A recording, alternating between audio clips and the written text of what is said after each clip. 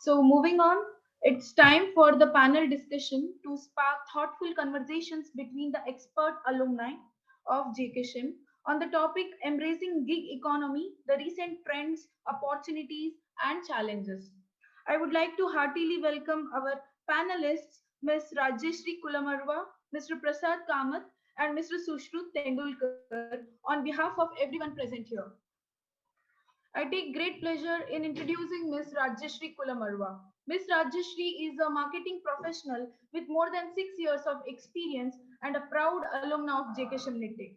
At present, she is driving enterprise marketing for MoveInSync, India's largest office commute platform. Throughout her career, she has juggled several responsibilities from designing marketing collateral to strategizing product marketing. She is a storyteller by heart, understands customer requirements very well, and crafts effective business presentations. She was also awarded Best Employee of the Year by CEO of the company in 2018. She is also a published Kannada author. Her recent book Bandula has been recognized by a leading Kannada daily as one of the best books of 2018. Welcome to you, ma'am. I would like to introduce another panelist for the day and a distinguished speaker, Mr. Prasad Kamath. Mr. Prasad Kamath is a HR professional with over 8 years of experience in human capital management spread across operations, talent management, and ERP implementations. He also has worked as Assistant Manager HR in Intelligent Solutions India Private Limited, Bangalore, and as HR Executive at Trimax IT Infrastructure Service Limited, Mumbai and Bangalore, where he was responsible for the entire HR operations recruitment for South India. He is also a proud alumna of JKSHIM Nitte, 2012 passed out batch. He is currently working as Assistant Manager, People and Operations, People and Culture Team at Enzen Global Solutions Private Limited, Bangalore, where he is managing HR operations across Enzen operations in India. Welcome to you too, sir. I would like to introduce another distinguished speaker and the third panelist for the day, Mr. Sushrut Tendulkar. He has more than 7 years of experience in the field of data analytics, conversion rate optimization, and data science. He has published research papers in national and international conferences on artificial intelligence and machine learning. He is an avid reader and often blogs about the latest trends in the field of artificial intelligence. He is a proud alumna of JKSHIM Nitte and is currently working as a principal consultant at Nabler, Bangalore. Welcome to you too, sir. I request all the attendees to kindly note that all our panelists will take up your questions at the end of the panel discussion. And the panel discussion will start shortly. Cool. Let us start then. So welcome Sushruth and Prasad for this discussion, and I welcome all other participants and our professors in the institute. So it's great to be back in the institute, at least virtually. We are very excited actually to be a part of this event. Without much ado, let's start the discussion. So as you see on the screen, it's more about embracing gig economy and for the students, what's in it, and how you can build a career in it, and what are the opportunities, and what would be the challenges you would be facing as a gig worker, or what would be the challenges the organizations or the employers would be facing while embracing gig economy. So we would be more of talking about these pointers. So you can ask us questions in the chat box whenever you feel like. Since I would be presenting the screen, I would not be able to see the chat box, but definitely Sushruth and Prasad will be able to see, I believe. So we will take it up and answer as and when it comes. And we can also answer in the end of the session. That's not a problem at all. Moving on. So this is the agenda for the day. We would be talking about what exactly is a gig economy, and is it really growing, and what are the recent trends, and what are the opportunities there, and what are the benefits, and are there any really challenges, and what are those challenges if there are. And we would be concluding that what to expect in future, how it is going to change the entire the economy or the ecosystem. So these are the topics for the day. What's your gig? Basically, to understand what exactly is your gig, we'll play this short video. Give me a second.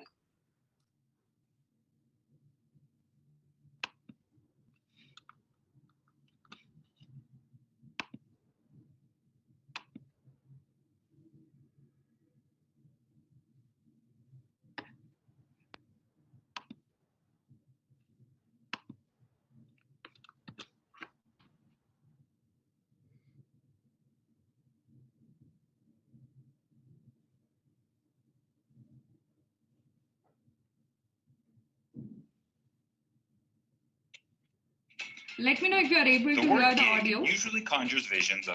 Were you able to hear the audio? Yes, yeah. Okay, we'll continue with this. It's audible. It happens once, and then the band is off to find their next performance, or gig. Gig is actually a steam term, meaning a job for a specified period of time. But it's found its way into mainstream business vocabularies as more and more communities trend toward a gig economy. A gig economy is a free market system in which temporary positions are common. Freelancers, independent contractors, project-based workers, and temporary hires all fall under the title gig workers and are found across every industry. Gig employees could be writers, rideshare drivers, photographers, accountants, realtors, handymen, programmers, tutors, artists, dog walkers, really anyone who enters into formal agreements with a company to provide services without being on the company's payroll. With digitization, the workforce is increasingly mobile, so workers can select temporary jobs from around the world, and employers can find the best individuals for each job, without as much geographic constraint. The gig economy also saves businesses resources, like benefits, office space, and training, while providing employees benefits like an improved work-life balance and freedom to select jobs, or gigs that they're interested in. While this flexibility is appealing, gig workers in turn usually trade that in for modest pay, little or no health or retirement benefits, tax complications, and out-of-pocket equipment expenses. And there's a blurred line between those who voluntarily work as contractors and those who are being taken advantage of by an employer that might classify someone as a contractor to get out of paying fair wages and benefits.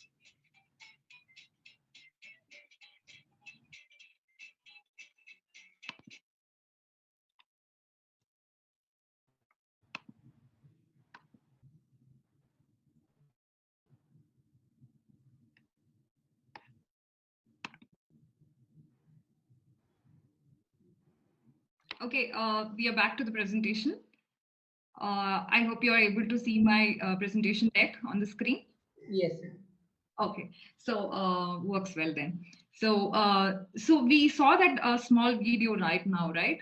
It almost gives you an idea of what exactly is a gig, or what kind of gig workers are already in the market, and it gives a overview of the entire economy and how does it work.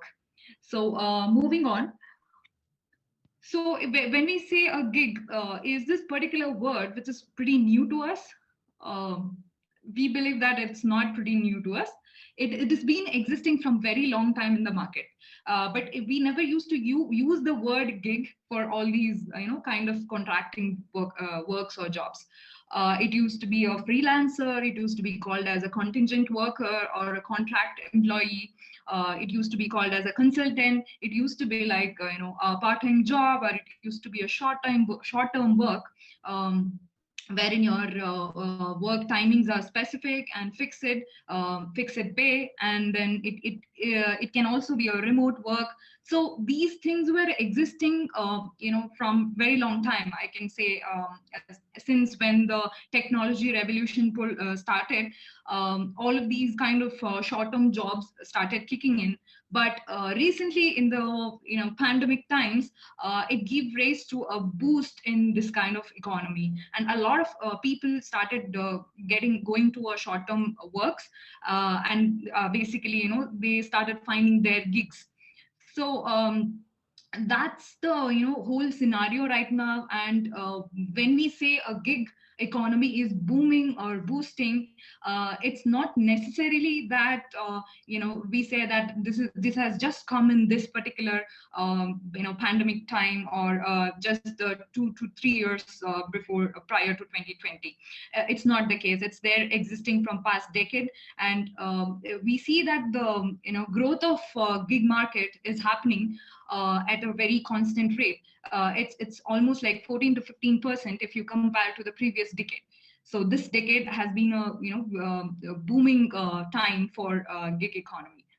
So what are the enablers? So if we see, there are a lot of conditions, or a lot of market conditions, or changing trends which are enabling the overall gig economy. Who are actually boosting the gig economy? So a couple of factors what we have come across when we were studying more of gig economy. So there are new technologies coming in. There are a lot of work flexibilities kicking in. People want to change their perspective of work, and it can be a lot of changes in business models kicking in. So there are a lot of enablers coming in to enable this gig economy. So one of them is new technology. Sushruth, why don't you talk about a little more about how technology is helping or aiding the gig economy? Yeah. You can hear me, right? I can hear you. Yeah. All right. Thanks, Rajyashree. So when we talk about gig economy, what comes to the mind is, we take out our mobile and then see, first what comes to our mind is an app. So what's an app? So app is a result of a wonderful evolution of the technology through digitization, and that has reached our hand, and that has kind of enabled the boom, or the the underlying mechanism of the gig economy. So let's start with the India itself, right? So let's see a quick history of what has happened, right? So if you see 1990s, so what they call as teledensity, right? So what is teledensity? Teledensity is number of telephone connections per 100 people. If you see in 1990s, it was 1, right? Whereas in affluent societies like Europe, America, it was in 60 or 70. In India, it was just 1. So for every 100 people, there was 1 telephone connection. And now if you see, it's almost 98.3, right? So for every 100 people, there are 98 phone connections. So that's a tremendous shift in the way people have started communicating. So that is one. Second, the broadband connection, if you see, at least a decade ago, the number of broadband connections were in less than, it was a pretty small number. But now if you see, more than 50 crore plus broadband connection India has has witnessed. Now what does that mean is, so lot of people have come to this new platform called internet through digitization. Now when we say a lot of people have come to this platform, what does that mean? So most of them are consumers, are the consumers of this the new the platform, whatever you're calling, right? So but when we look into the structure in which or if you have to break down the people who have joined this new the internet or the the digitization phenomena, if you see the bottom of the pyramid, right, lies a section of people who couldn't turn into the consumers. They turned out to be these sellers. So what do I mean by that is, not everybody could consume the content, or not everybody could purchase the product that was available, right? Because of so many other factors. So the bottom of the pyramid, they turned out to be sellers or the contributors to this economy. Now, who are those? Take the example of the delivery boys, or the or any low skilled workers that are part of this gig economy, right? So they are basically helping grow this economy, right? So without the supply of these the delivery boys, so so many platforms like Uber, Ola, Uber, Ola, Swiggy, or take any platform, they wouldn't have flourished at all, right? So when we again look back and then connect all the dots, it's two things. One, the booming of the internet, and the way the development of the platform which connected or which provided a way for all the uh, people to work together, right? So when we talk about these two things, what comes to our mind is, now, okay, now there are a lot of low skilled laborers available for the work. Now, how can we differentiate, right? So when we say low skilled, it doesn't mean that one is better and one is worst. We are not differentiating in that terms. The low skill in the sense, you can start working immediately without much of training, right? So that's what we call it as a low skilling.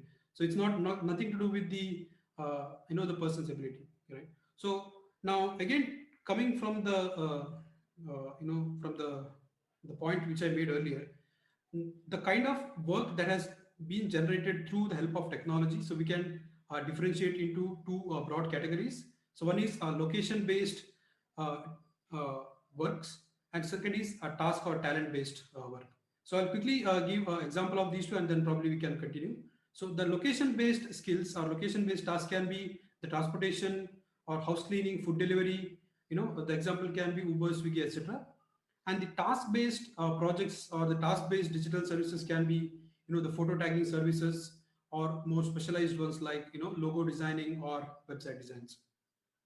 So again, to reiterate whatever we discussed so far, one, the main reasons for the gig economy to flourish was, of course, the technology.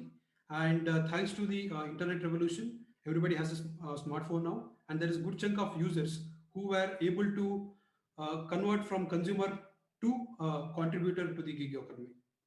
So that's all about the technology per se.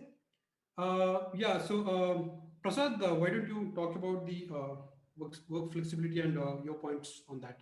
Yeah, thanks, Sushruth. I hope I'm audible, Sushruth and Rajyashree. Yes, you're audible. Will do it as well. Yeah, thanks. So, yeah, I'll be purely touching upon the HR perspective of how gig economy works. So the point that I would like to discuss is on the work flexibility. So typically, out of my experience, or rather, if I've heard from my seniors or mentors, the typical approach of working in an organization would be you get into an organization, you stay there for a longer period of time, probably retire from the same organization, or you switch jobs only when you find the right role, of course with the right compensation as well. But essentially in today's generation, or we call as the Gen X generation, they don't like to stick on to a company and probably definitely would not want to retire in the same organization. So typically they would want to have a lot of flexibility in terms of their job, and trust me, they're pretty good at it. I'm sure the Gen X, when it comes to the latest technology or latest trends and anything that you name it, they're pretty good at it. So when it comes to work flexibility, they would definitely want to have some sort of a flexibility in terms of their working environment. So essentially, you as an individual have skills and time, and these are in demand by other people who would like to pay you for that time and skill. So, but probably not as a long-term employee.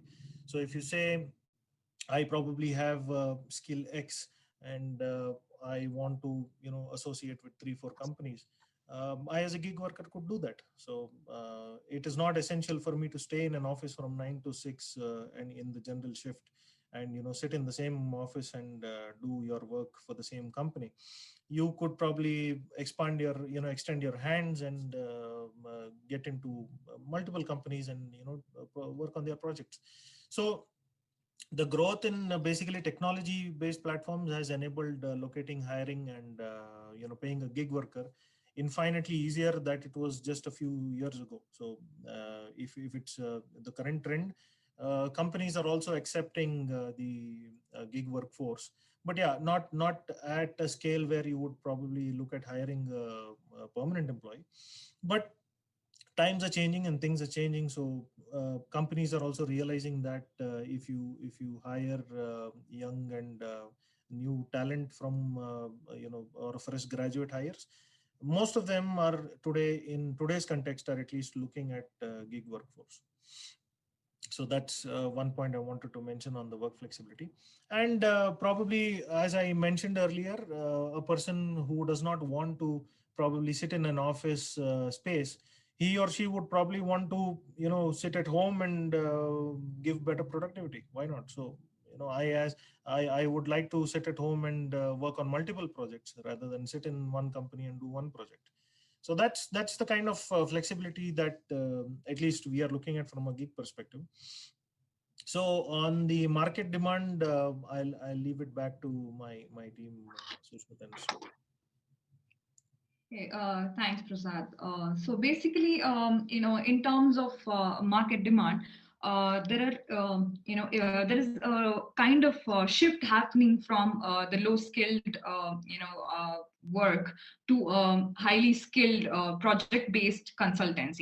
But if you see globally, the gig economy is, as per a Statista report, it is going to be, it is expected to grow to maybe like $450 billion by 2024. But if you see digital talent platforms, they are linking the workers and the employers. And this kind of, these are driving forces between the workers and the employers. So as per a ADP report, it says that if you compare with the last decade, gig economy has grown 15% in this particular decade. So India has emerged as the 5th largest country in terms of flexi staffing after US, China, Brazil, and Japan. So as per a McKinsey Global Institute report, it says that the digital platforms for labor could increase US GDP by 2.3%, as well as its full-time equivalent employment by 2.7% by 2025. So we know what to expect by 2025. So that gives rise to different, set of services coming in, and there is a huge demand for the people who are able to perform these skilled works or gigs. So there is a huge market potential and there is a huge demand for this kind of employment coming in. So that is one of the main enablers of a gig economy, I would say. So Prasad, what do you think in terms of the workforce aspirations people have in their career? So how are they going to enable the gig economy? Pretty interesting topic. I can give a live case what happened just a couple of months back in my company. So we wanted to hire a cartoonist for a specific department, and we looked at certain profiles and we found a profile to be very interesting in terms of the resume he has built and in terms of the skills that he has put in his resume. And then we called him up, and he essentially comes with a t-shirt, a 3/4 chinos, and the guitar on his back. So that baffled me a bit, but then okay, probably he's come for a discussion. So the expectation in any organization would be that if you are not wearing a suit, that's fine. At least come with the formals for an interview, right? That is what is expected. Very, very simpler terms in an industry. I said, okay, since he's come, we don't like to send anyone back directly. So we said, okay, you can come, and then we made him sit. And the first thing he asked me was, bro, do you have a beanbag at office? I said, beanbag is something which we do not have, but we have got pretty good executive chairs and cozy sofas. So he said, no, I need a beanbag. I said, look, first let's have a discussion on the role. Then we can talk about beanbags and sofas. And then I probably took the discussion very lightly. And then the next thing he asked me was, can I get a hi-fi a MacBook and certain other requirements for doing the cartoonist profile. And then, okay, I said, let's have this discussion later, and then we'll first put you across to the concerned team members. So the interview panel spoke to him. They loved him. They really loved him. And they said, we have to take this guy, but he's not going to come to us as an employee. He's going to be a gig worker and probably a consulting role. I said, okay. And then the next discussion was with me. And then the first thing he asked me earlier was beanbag, right? So I was pretty curious to ask him, why do you need a beanbag to, perform your cartoonist activity? He said, look, did you see a guitar that I'm holding? I said, yes. He said, look, the moment I don't get an idea, I start playing my guitar. So is that a problem to the company? I said, no, in that case, I'll put you to a nice room at the corner. You can start playing whenever you want. That's when the discussion went ahead, and we finally hired him on a consulting role. But while hiring, I made him one thing clear, that look, you come with your guitar, it's fine, but please come with a formal, because that's the culture that we generally are in.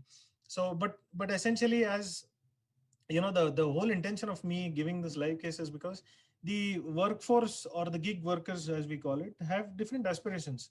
A person with a cartoonist role, who wants to take a cartoonist role, he's pretty interested in playing guitar. So a person probably with X skill would want to also cook in his free time, or so it definitely depends on what aspirations you have when it comes to your work-life balance as well as your interest. So I was reading this article where, according to the research of McKinsey, it was saying that 78% of gig workers say that they are happier when they are working out from the traditional jobs. When they are away from the traditional jobs, that's when they are happy. 68% say that they are healthier. Now, this is a debate.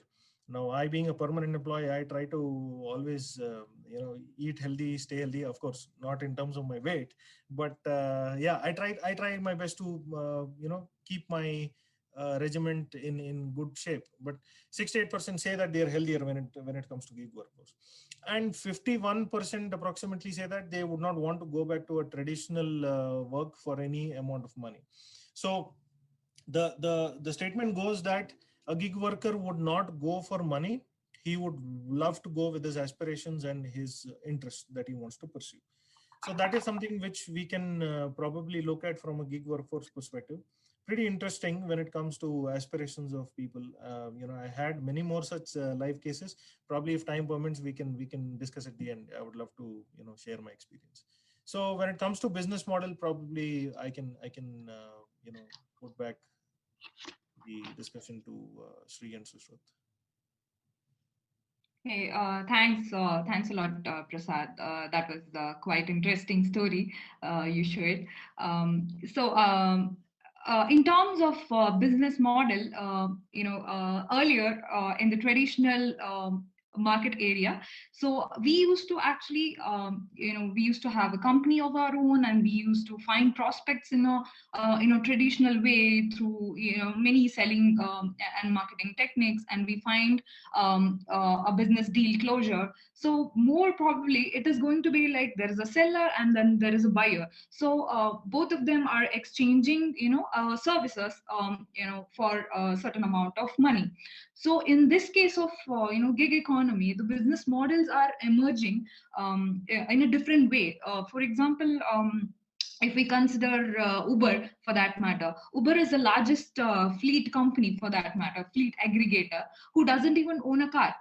So the business models are changing in such a way that you don't need to even own any asset to have your business setup done. So this kind of changes are giving rise to a kind of a digital marketplace, I must say.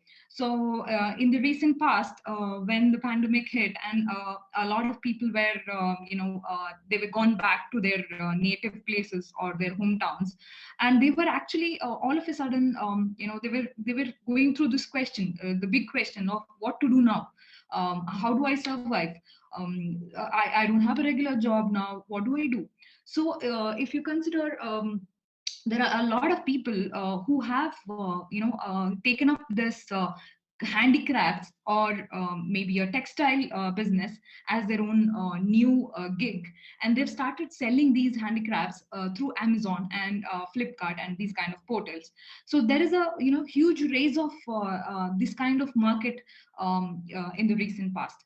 So apart from this, there is a different model of asset and service sharing. Basically, like if you have an Airbnb, there's an Airbnb, you can have your small space rented out for the travelers. So there are a lot of business models are kicking in, wherein the seller doesn't own anything, and he is actually creating a platform or a shared economy or a shared platform for the people, for the service giver and for the service taker to interact and do the transaction. So this kind of business models are emerging, and these are actually giving rise to the gig economy, I would say. So anything else you want to add, Sushruth or Prasad? I'm good. Perfectly coined. Okay, we will just move on to the next slide. Yeah, well, when we look at a lot of statistics, a lot of reports, these statisticians or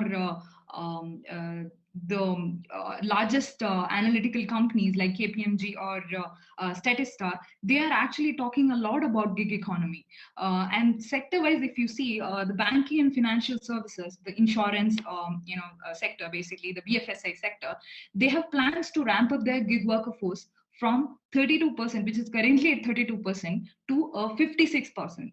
This is like a whopping, huge jump. So almost all the sectors actually looking to hire more number of gig workers.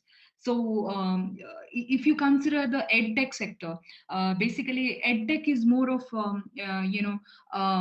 it was there in the last few years, like maybe 3 to 5 years if you consider, but it was not booming at all. Baiju was struggling a lot. But later on, Baiju captured it very well, and that entire segment grew so much. And during the pandemic times, this particular edtech industry is the one which grew like anything compared to any other industry for that matter. So if you see, Baiju closed the deal on he bought the White Hat Junior for a whopping $300 million deal. So which was like a wow, a steal deal kind of thing, which actually raised eyebrows. And there's Elon Musk. He actually invested, or not invested. He actually donated because Khan's Academy is a non-profit organization for that matter. So Elon Musk donated $5 million to Khan's Academy. So the kind of things which are happening here, it's really path-breaking. If you see Unacademy for that matter, Unacademy also grew a lot during the pandemic. They even raised, I think, 350 million, funds as well. So this particular sector is creating a lot of gig jobs. It is actually, as per some report, they say that the sector is currently employing approximately 90,000 gig workers. I'm not sure. This might be a controversial stats, I would say, because of the pandemic. We might have seen an increase in this particular sector. So moving on to the next. how is it actually the digitization or the technology across the world helping gig workforce or improving the gig economy? So I would request Sushruth to talk about a little more on this. Yeah, thanks, Rajyashree. Yeah, so digitization, of course, has driven this gig economy to the next level. We can say we already saw about how technology, the evolution of technology in India, and a similar trend would have happened in the world as well. Let's see how digitization has helped, right? So. Let's take a simple example first, and then probably we can try to summarize the things. So let me again take the example of uh, Rajyashree. Are you saying something? No, not. Sorry. Please carry on. Okay. Yeah. So let's again take a simple example of Swiggy, and probably that's what we can connect easily with, right? So imagine what happens on a typical day for a Swiggy delivery boy. So he waits in a particular place, or a group of people wait in a particular place for a next order. Right? As soon as somebody places an order, he will get a notification in his mobile. Right? So he sees the mobile notification, and it will also show him the map to the nearby restaurant. So he'll go to the restaurant, follows the map, takes the order, and delivers it to the person who has ordered it. Again, through the help of map. While this delivery boy is delivering the product, or while he is on the way, the person who has ordered it can see where he is and in how much time he can expect to get this delivery done, right? So there are many technologies which are working behind the scene here. One obviously is the map, the Google Map, which is obviously that has revolutionized so many startups which are directly or indirectly part of gig economy. Second, thanks to cheaper internet, thanks to smartphone, right, and thanks to uh, the sharing, cab sharing, or the two-wheeler sharing platforms like Bounce and Rapido, etc.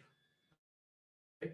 So there are so many pieces of technology here. They are working in enable this kind of job to work very smoothly. Now let's take another example of a company, right? So let's say a company that deals with the large data science project, and a part of the project is to find, or let's say to train a model that will identify the or it's a basic classic image classification problem, right? So to train this model, the company needs large number of image to be hand tagged, in the sense that there has to be a human intervention. Somebody has to sit in front of the computer and then tag each image and what is there in that image. He has to do that manually.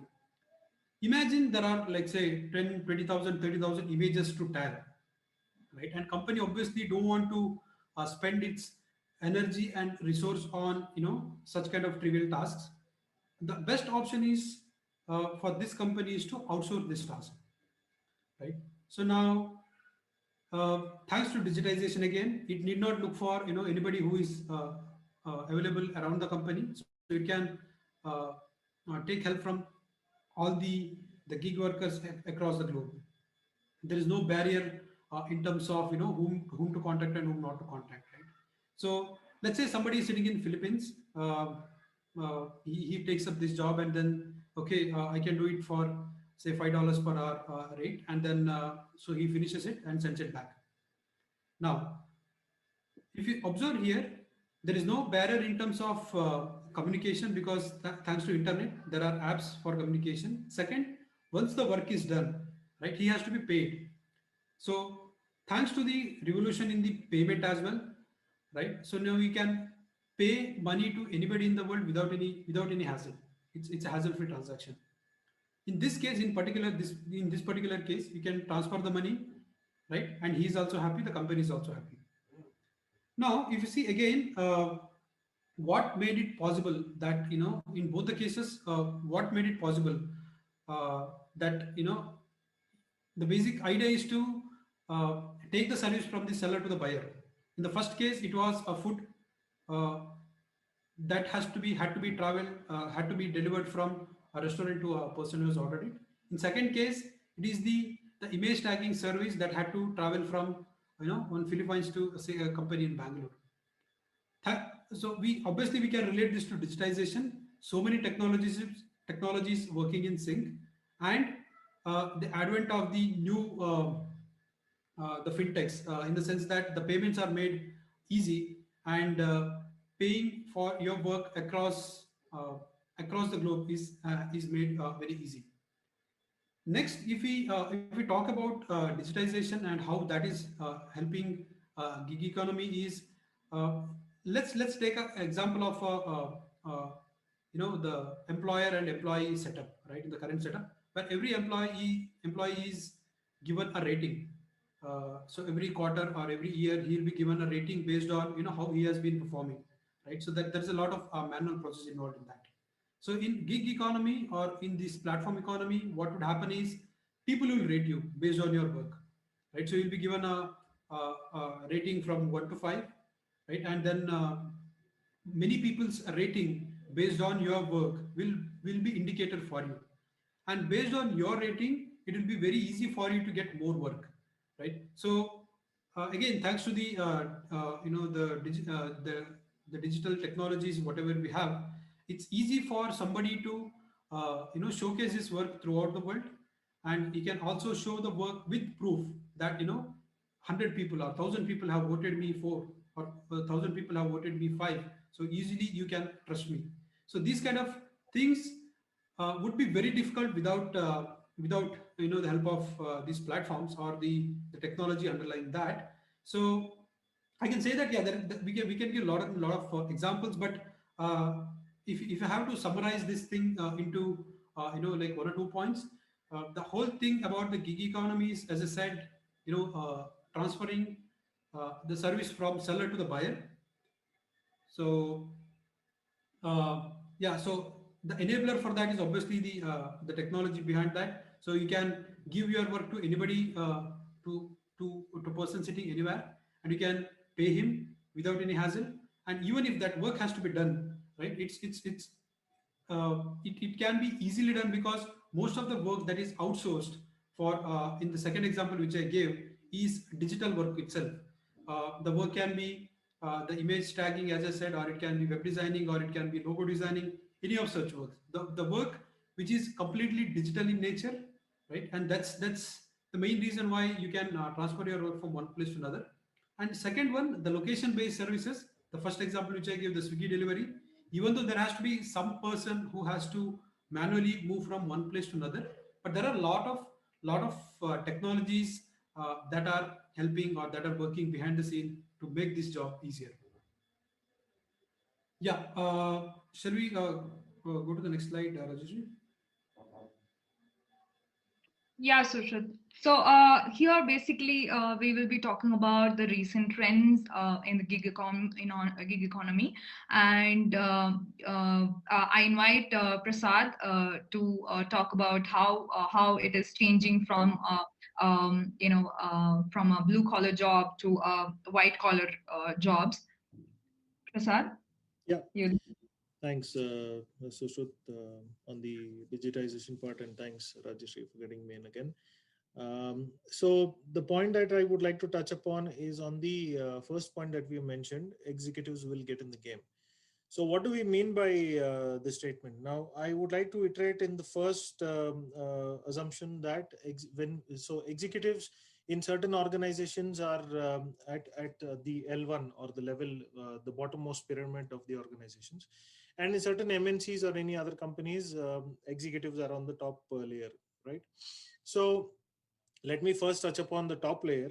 So when we say executives will get in the game, initially what happens is you get into an organization, you gain experience, you become a specialist in a specific role, and then you move on the ladder and you get into a top position as years go by with your experience and expertise.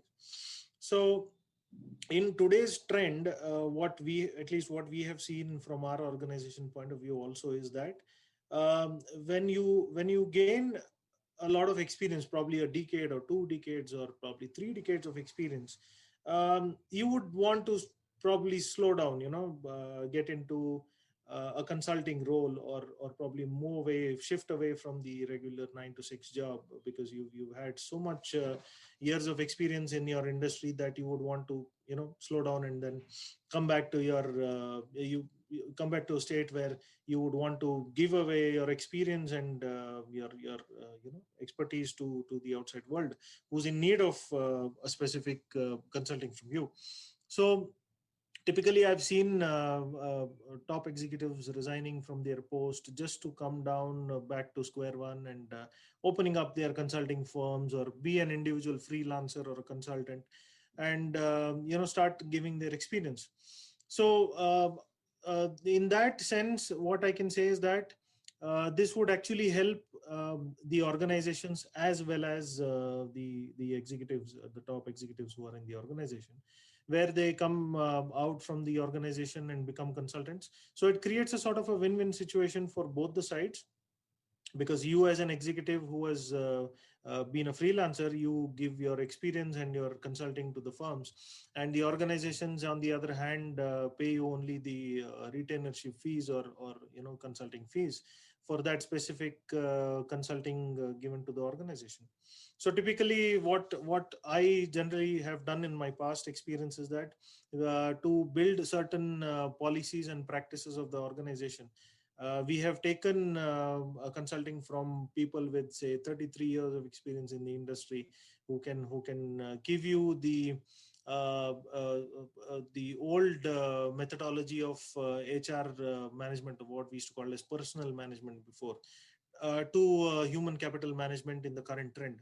So that gives you a very wide range of experience and the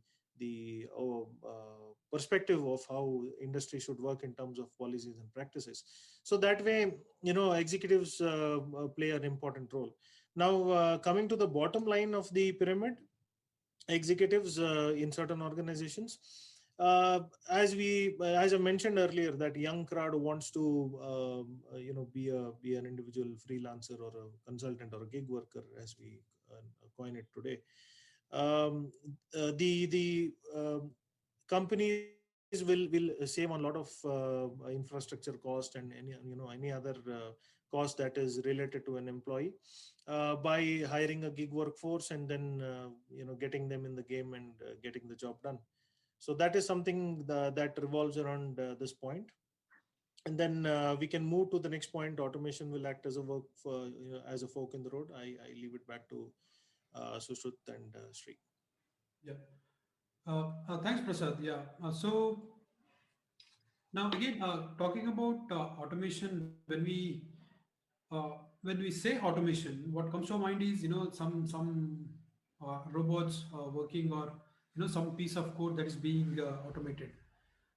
Yeah, so we can see automation in two separate buckets. One, automation of tasks, and one is automation of systems or processes, right? So I would like to quote from a report from the Forrester. So Forrester is an analyst house that publishes future of work report. So let me quote as it is. So automation will accelerate the need for and size of the gig economy as it displaces jobs and sources the talent able to deliver on certain competencies and tasks. Automation will also enable the gig economy to exist by connecting buyers and sellers. So what they're saying here is that automation will definitely help boost the whole idea of the gig economy. Uh, so another point on that is the report also says that this is because the future workplace will not be siloed into specific hierarchies or organizations we see today, right? So what the report is saying is that in the current setup, the organizations are grouped into specific hierarchies, and it says instead it will have culture, with central control framework for automation, a task-driven organization, leveraging gig economy and digital society. So what's it saying is, the organizations will evolve from hierarchy-based structure to mostly task-based structures, so that each task can be outsourced easily and it can be, get it done. So in this case, it's mostly automation of the systems or the processes, right? So that is one trend we can expect to happen in near future. The second is automation of the tasks itself, right? So if you can quote from a recent article on Uber. Uber has publicly stated that it has plans to replace its drivers with self-driving cars. So basically, uh, it's moving to autonomous vehicles, or the trend is shifting towards that, and some companies are openly saying that they will shift. So what will happen to gig economy, right? If the tasks get automated, the obvious impact of that is on the the gig workers. So this is again nothing new. If this was there's a term called technological unemployment. I think that was coined somewhere in 1920s or 30s. So because of automation of the industries, right? So a lot of people would lost their jobs. So uh, and this argument has been there for more than a century now. And every time a new technology that has replaced job, it has simultaneously created new alternative jobs. So same would happen with the gig economy as well. So in fact, there is one more company which said it's the name is New Skin. It said it wants to use automation to empower people working in the gig economy. So maybe providing a platform for them to connect and share their opinion and such stuff, or maybe some kind of benefits that would help them plan their future better. So these kind of stuff. So there are two cases of automation that can impact the gig economy. So one can be, yes, the new technology replacing the old one, but obviously that would mean that it will generate new jobs, and that will the cover up for the losses that is made. The second one is the automation, the kind of automation that will help gig workers to gain more benefits. Yes, so on stigmas part, Rajyashree, why don't you throw some light on that? Yeah, thanks a lot, Sushruth, for covering the automation part. And see, if we move on to the stigmas or the social stigmas lying around from ages now around gig workforce. See, if I talk about this maybe some 2 to 3 years before, if I say that I'm going to leave my current permanent job and I'm going to start something on my own, or if I'm going to be a gig worker, I'm going to travel the world, or I'm going to write a book, or I'm going to pursue my passion, my family or my relatives or my friends and colleagues would look at it in a different way. They would be like, why are you even doing that? Because you're already having a good job in hand, and why are you leaving it and going to become a gig worker? The social stigma is more of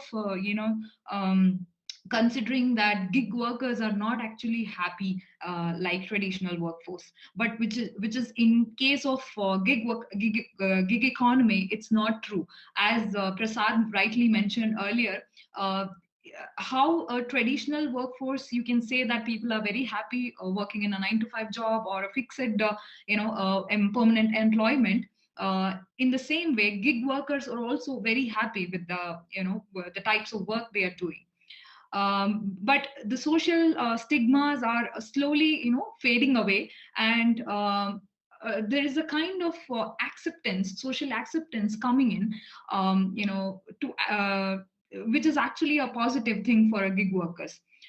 So they can actually say that they are a self-starter, and they can actually become an entrepreneur in this entire economy. So socially, they'll have a stable kind of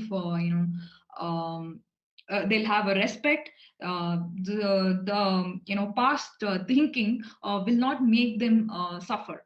Basically, this is going to fade away slowly, and they're going to be an acceptance for gig workers in the future. So we have seen a lot of news about how an Uber or a Dunzo or a Deliveroo, they are actually exploiting the workers. But we also hear a lot of news about that. It is actually true, but that is not the case with all gig workers or all kind of gig jobs. So this kind of taboo is slightly fading away, and people are opening up more towards accepting the gig economy. So Prasad, why don't you talk a little more about the regulations and rules and legalities coming in case of gig economy to support the gig economy, basically. Yeah, thanks, Rajyashree. There was a very good point which you said, Rajyashree, where the gig workforce in terms of delivery agents, as we call it, or delivery partners, as we call it, they were facing a lot of work abuse from the employers, where they have a lot of targets in a day, and the way I'm sure most of them, people who are yet to reach Bangalore after your graduation, you will see it. But I'm sure, yeah, in Bangalore also we have seen it, where you have Zomato and Swiggy partners. They have a lot of pressure and they zoom their vehicles and try to finish 20-25 deliveries approximately, if my numbers are right. So that way there's a lot of work abuse happening. People are not satisfied if there is a small minor accident on the road. People just start picking up fights, and it doesn't even lead to a discussion. So that's the kind of pressure they have. And in terms of their benefits, yes, gig workforce do not have any much benefits in the labor department or the labor or if I come from a statutory compliance. What we have seen is a permanent employee, when we hire an employee in the organization, he or she is bound around the labor department benefits. But so there are two bifurcations to it. One is where your gross salary is less than 21,000 or so, which covers under employee state insurance, and then you also have the PF component in your CTC. So in that is the case for permanent employees. But for a gig workforce, you just have a pay, a paycheck, say 10,000 or 20,000 or whatever the amount is based on your work that you have delivered. So as it stands, the regulations in the statutory compliance aspect is not covered in the gig workforce. But we are seeing that there are some improvements happening. People are accepting. There is a point where the Honorable Finance Minister Nirmala Sitharaman in the recent budget mentioned that they are going to announce a portal shortly, where you would have a list of headcount of the workforce, be it basically the intention is to have the count of blue collar jobs. But I'm sure in as we go in the future, and when the gig economy or the gig workforce is accepted at a large scale, you would even find the headcount of white collar jobs also. So that way we are seeing a bit of a change. At the moment, when it comes to PF and other benefits, yes, it is not yet in the industry. But I'm sure, given the current situation, the government and the government regulatory bodies, when it comes to compliances, will catch up in the near future. Yeah, so I think continuing to this point, the workers' union will grow. That is a point which again can be taken over by Sushruth. Yeah. Thanks, Prasad. Rajyashree, I think you both covered one important aspect, that is work abuse. I was reading some report that that summarized the benefits of gig workers, especially in the low skilled area of the economy. So it's said that the argument is that the gig economy will benefit the will benefit employer the most, not the employees, right? So again, let me give an example of the a delivery app again. So this specific report I read it from UK based delivery app. I just forgot the name, but yeah, let's assume it's XYZ, doesn't matter. So I think this would be true for every similar company that is in this field. So what would happen is, let's say on a daily basis, for there will be a per order cost for each of the delivery that a delivery boy makes. So let's say in India it's say around 20-30 rupees, or in UK it can be around 4 to 5 pounds per order. So let's say there are 100 workers and then there are 100 orders. So everybody will get that 20 rupees or 30 rupees per order, right? So let's imagine there is some extreme weather conditions on particular day. So what will happen? Out of 100 only, maybe 50 will turn out, and others turn off their machine, so that there are only 50 employees that are available. So now what will the company do is it will increase the per order charge, say from 20 rupees, it might make it to 30 rupees or 40 rupees, right? So to encourage more people to join the, or more people to help with the delivery. So that the trend was there for a few years before. Now what's changing is these companies have become smart, and then instead of increasing the per order charge, they are hiring more workers now. So whenever they anticipate weather change or some unusual conditions, they will hire more workers so that they don't have to pay extra per order, and that will also bring in the competition among the among the workers. So now earlier there was some chance for earning more during this extreme condition. Now there is also not there. So this is one argument against the benefits of the gig worker. So I mean, it can be argued in both the ways. So we can also say that there are a lot of benefits that employees are getting, but generally the perception is that employers are getting little more benefit than the employees. So now again I was reading some of the text excerpts from the Adam Smith's book, The Wealth of Nations. Right, he's a Scottish economist, and he wrote this wonderful book called Wealth of Nations. I think that has become the standard for the modern economy. So I would like to quote an example from there. So what he says there is, the market economy will take care of the work abuses and the employee benefits and other stuff. So let's take an example of a shoemaker from the book. So a shoemaker is somebody who makes the shoes and obviously sells it. And over a period of time, let's say he makes money, and then since he's a capitalist, he will invest that money back into the business to grow it. So that's why it's capitalism, right? So now to grow his business, he need more employees. So he will hire more employees, right? And let's assume the business will grow. Now at one point in time, let's say if the shoemaker becomes a little bit greedy and starts abusing his employees by paying less, right?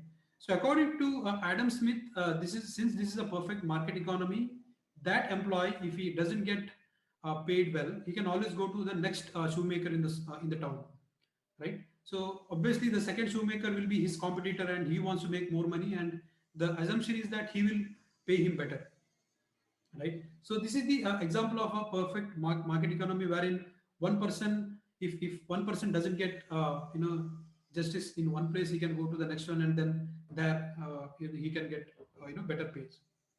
Now, so that's a theoretical situation.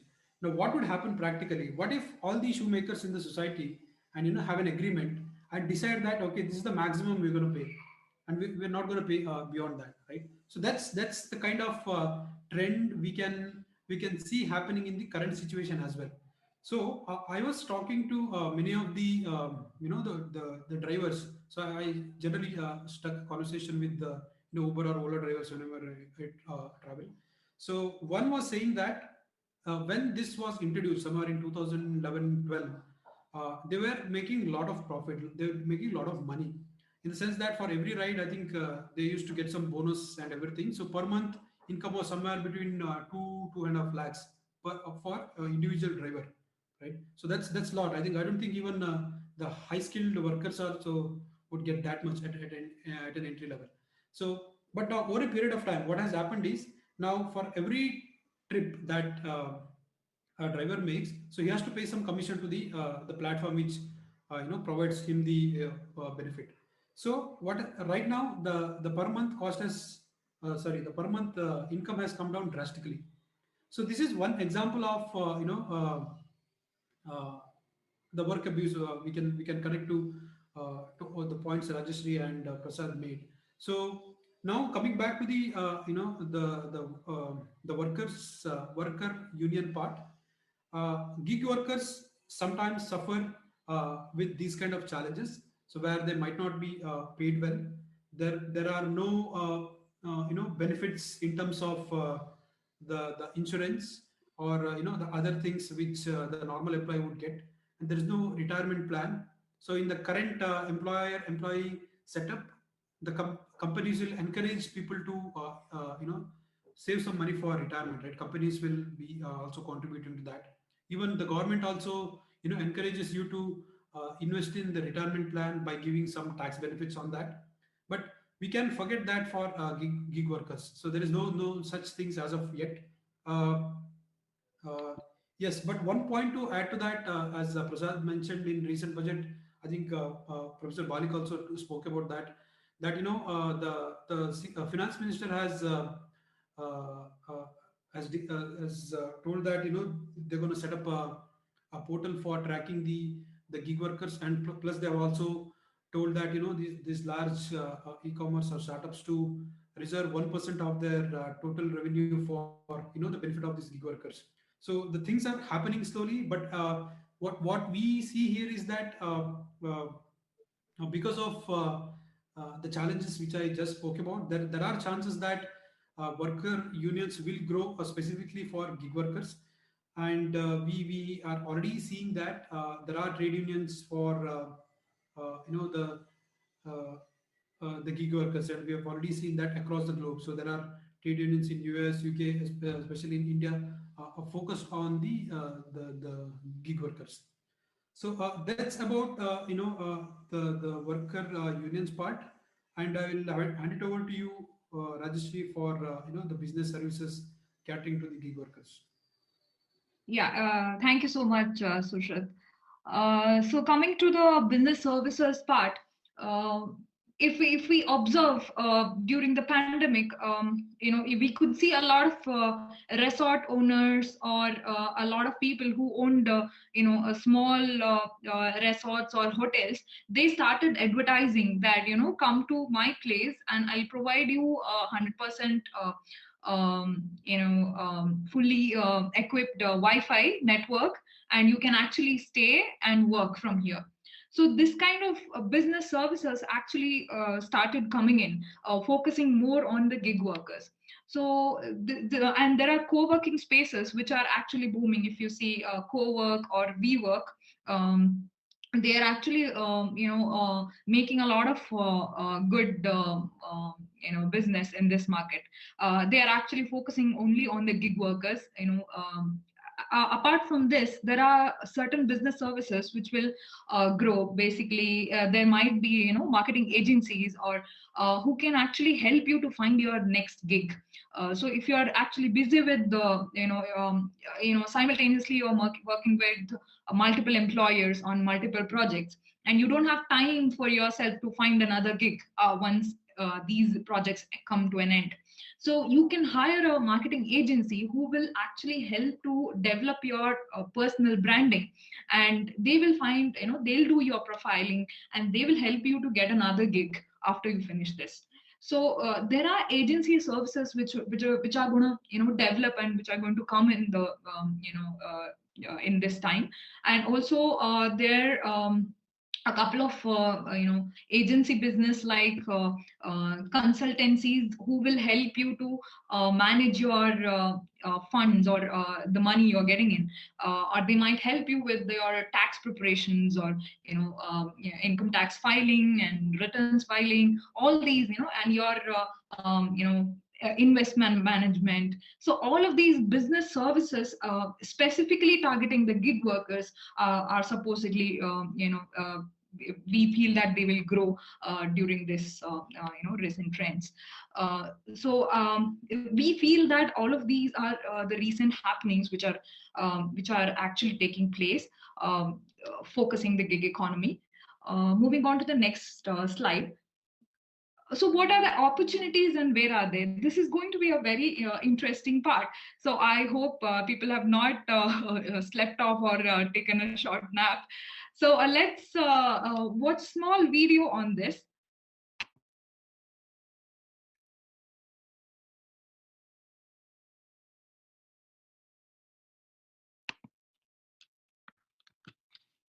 In the last 2 years, I went from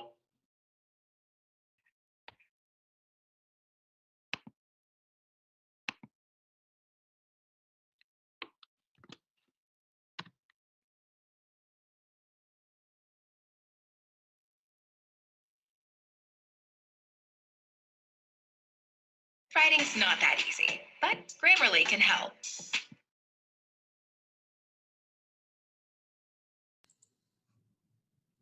It undermines the right in there until retirement are long gone. Maybe a small business needs a website but cannot afford to hire a full-time designer, and perhaps you're a talented designer who wants to be his own boss. This would be an example of a perfect gig economy situation.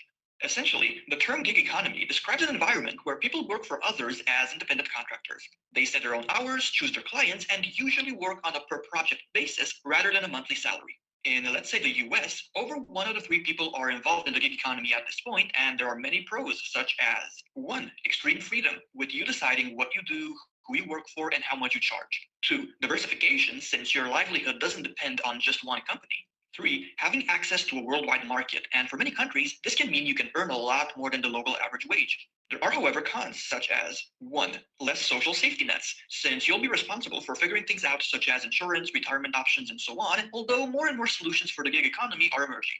2. More responsibility, because sure, you can take a day off if you don't feel like working, but you won't make any money. Forget about options such as paid leave.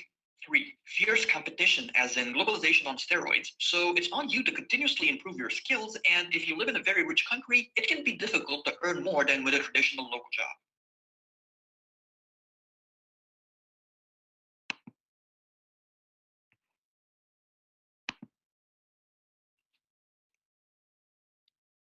So that was more about what kind of opportunities we will see in going forward in gig economy. So I would request Prasad to talk about what kind of opportunities we would see in HR and administration and finance domains. Prasad, over to you. Yeah, thanks, Rajyashree. I hope everyone's still in focus because this is the most important part, I guess, for all my junior batchmates, or if I can say from my alumnus.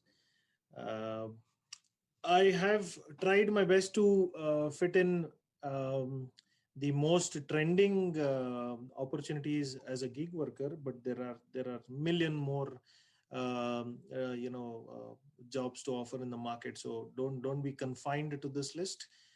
This is just to give you an overview and make you understand what we as an HR in the industry are looking at. A few of them, which I've mentioned here, which we have mentioned here. So from an HR perspective, the first thing that found, at least I found it to be interesting, was a payroll and compensation consultant. So over a period of time, the payroll team in many organizations, at least, are fading away because they do not want to keep one person hired as a permanent employee just to process the salaries at the end of the month. So his or her job would be a 10-day job in a month for which you need to cover all his benefits and costs as a company. So typically a payroll and compensation consultant would just come to the organization say 10 days a week or 11 days a week based on the requirement, and he or she would process the salary based on the kind of leaves taken, or if there is any loss of pay, or if there is any salary revision, XYZ, anything that is related to the payroll part. The payroll and compensation consultant comes, delivers his or her work, and then goes back with his paycheck for that month, or the retainership for that month. The other part is statutory and compliance consultant. Now we ourselves in my current company, we have done this where initially I was handling this portfolio, but then as I elevated further, I found that this work is getting more transactional, and that's when I requested the management, and the management agreed, and finally we got in a statutory and compliance consultant. So what does this guy do? This person basically looks at all our annual returns, and then typically every organization has to file an annual return when it comes to a Shops and Commercial Establishment Act. So at the end of every year, that is in the month of January, you need to file the returns. There are certain forms and formats to fill. You need to take signatures from the authorized signatory. So basically it is at a very transactional level job. So the statutory and compliance consultant knows exactly what to do. And of course, there are, after the returns are filed, there are certain negotiations that happens with the inspector to file the returns, to take his approval and all that. So these guys know whom to reach out to. Of course, there are, as we call, inspectors for each circle or each division of the certain locations. So if it is a location A, you have an inspector for location A and then inspector for location B. So these guys know exactly whom to reach out to and then get the job done. Which typically employees would, like me, for example, being in the HR, I would not know how to negotiate with these guys. So the statutory and compliance consultant exactly knows what to do. Excuse me. The next one is a file management person. Now, this is a very recent trend to me, at least, that I found it to be interesting. Of course, this is again lower than the L1 consultant, but pretty interesting for a graduate, not a postgraduate, at least for a graduate or a 12th pass, for a person who probably has some financial issues, but he's really good at filing. So a file management personnel would basically come 1 or 2 days a week, get into your file room with your permission, and then keep the file of employees intact in case you do not have the time and bandwidth to do so. So he or she would typically arrange the files and keep the stores intact and keep the books in place. That is somewhere around the HR part. From a finance perspective, you have a GL consultant. GL, I'm sure many of you know in the finance terms, it is a general ledger. So general ledger is basically to look at the accounts and the statements that you need to do on a daily basis. So again, organizations, as I termed earlier for HR, even for finance, they do not like to keep a big battalion or a big team of finance guys. Only at a very managerial or a senior level would do. But from a transactional level perspective, they would like to outsource it to companies. So there are many auditor firms and many financial consultants who have resources typically allocated to look at your bookkeeping and GL consultant. So I'll combine the next point also, bookkeeping management consultant, which is mentioned. So these guys come to the office again once in a while, probably whatever is agreed upon, once a day or once a week or twice a week. They come do all your invoicing and your bookkeeping and your general ledger accounting, and then do the tallying and upload it on the system and then get it signed off, and there it closes, right? So this is typically again from a finance perspective, finance and accounting, if I can rephrase it. And from an admin perspective, we have something called as workplace real estate planning consultant. Now, these offices where an entire building is taken on lease by the employer, the organization. You would typically want to say accommodate 150 employees in the organization. But if you see the current setup, it is only accommodating about 100 or 110. So what do? You can hire. So there are many individual real estate planning consultants. There are many firms also, but there are individual freelancers and consultants who are really experts in designing your workplace in such a way that you can accommodate at least 10 to 20 seats more than what you've been expecting, just to avoid the per seat cost. Now, if you look at it that way, every seat has a cost, right? Apart from the salary terms and the cost to the company from an employee perspective, from a seating perspective, the admin faces per seat cost. Okay, just like how you buy a ticket in a train or a ticket in a bus, your amount is based on the seat. Same way, in an organization, the per seat cost is measured. So the more number of employees you accommodate, the lesser the seat cost is. That is how the equation works. So the typical work of this gentleman or the gentle lady would be planning the infrastructure and accommodating the workforce in a possible best manner. So that is an overview of the opportunities from a gig workforce perspective from the HR, admin, and finance. Can we move to the next slide, please? Yeah, so Prasad, thanks for that. But one more small thing which I would like to add on to whatever you said. So there is also another category or an opportunity which MBA grads can consume, which is nothing but the corporate training sessions. Like if you become a corporate trainer, you can actually visit companies or educational institutions. You can actually do that as a gig work. Corporate trainer is also a good opportunity, I would say.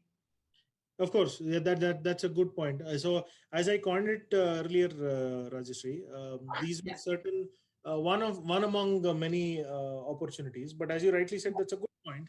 Of course, for me, it would be interesting because I'm in the HR. So all the HR students who are in this forum would be interested to know the one, especially the ones who are interested in training. So in today's context, there have been many organizations who have started their business in the corporate training. And we ourselves have hired a preferred vendor, as we call it. We have a vendor management process. That's a different discussion altogether. So we have agreed upon one vendor who will come to your office on an agreed date. Based on the topic that is decided upon, they would give you a classroom training or an online training if you need to, given the current situation. And they look forward to hiring a lot of young talent who are pretty elevated and interested in training and development, or in today's context, as we call it, as learning and development, or tactical training, tactical development. So yeah, that's again a good opportunity in the current trend. That's a good point, Sri. Thank you for adding to it. Okay, thanks, Prasad. So let's move on to the next one. So the next slide is more about marketing opportunities and sales and business development opportunities existing at present. So as you can see, there are a lot of opportunities for content writers, and you can become an ad copywriter if you have that flavor of writing, and if you love to see ad copies, and whenever you see that, okay, this is not right, I could have done it this way. If you see any ads like that, so you have a flavor to become a content writer or an ad copywriter. So you can actually do that, and then you can become a guest blogger as well. So in that way, if you're writing blogging, right, if you're writing blogs, you can actually work for multiple employers, and you can become a tech blogger as well, and you can write industry specific, business specific, or product specific blogs for them. And then you can become visual designers if you have very much interest in designing. For example, if you consider recently, I would say my experience earlier.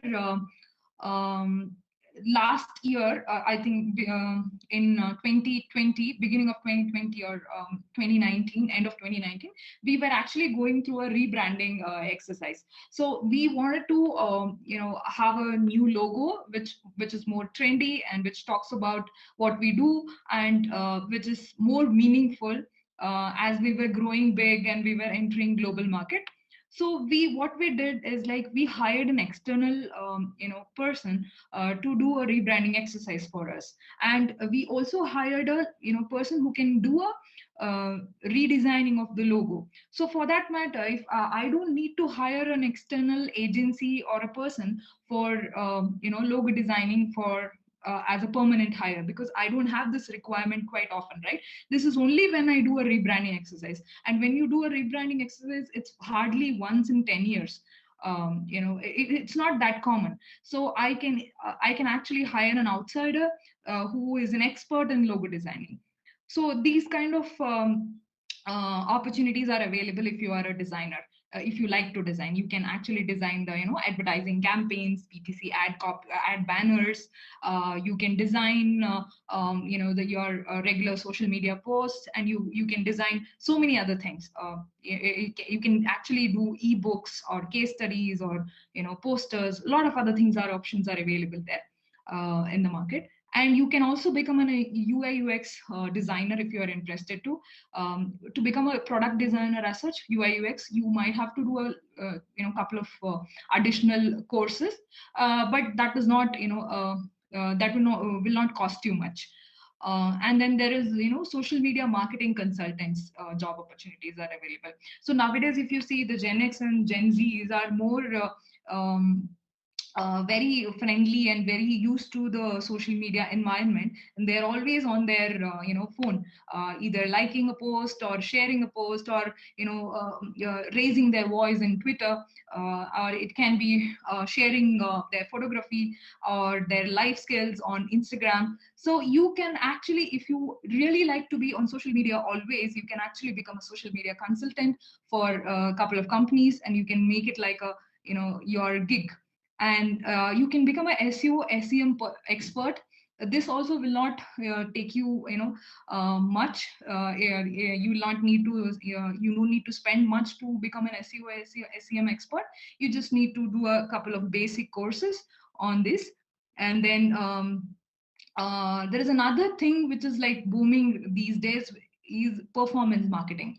So if you see, you as a company, if you are doing a lot of marketing campaigns, you would want to know where the money is going and what is the result of a campaign, what worked well and what did not do well, what did not perform well. So that is more important for data-driven decision making. So you would want to hire a gig worker to handle that part. So performance marketing is more of that kind of role, wherein you as a gig worker, you come in and you do measure the campaigns, what the business or the company is doing, and you tell them what is not working and what's not working based on the data. So that is what is booming right now. And then there is demand generation opportunities. See, for example, if a company like mine, it's a medium scale company right now. So we have like some 10 plus people on marketing team, and then we have approximately 30 to 50 people sales team. So it's like a very small setup if you compare. But in case of our sales setup, we want to get more number of leads, right? We want to generate leads. We want to have more business coming in. So for that matter, we would hire demand generation experts from outside. We might ask them to generate leads for us so that our salespeople can go and meet them and close the deals.